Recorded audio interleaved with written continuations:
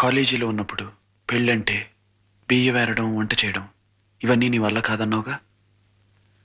మరి ఇప్పుడేం చేస్తావు? ఇష్టం అయితే అన్నీ బానే ఉంటాయి. నాకున్నది నువ్వు మా అన్నయ్య వాళ్ళు.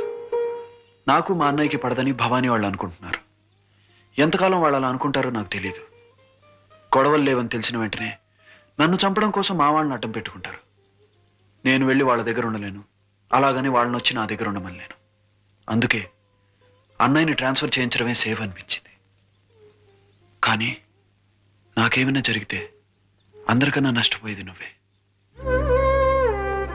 నా దారి మార్చుకోమని అడుగుతావని చాలాసార్లు అనుకున్నాను, కానీ నువ్వు ఎప్పుడూ అడగలేదు. నన్ను అర్థం చేసుకున్నందుకు థ్యాంక్స్.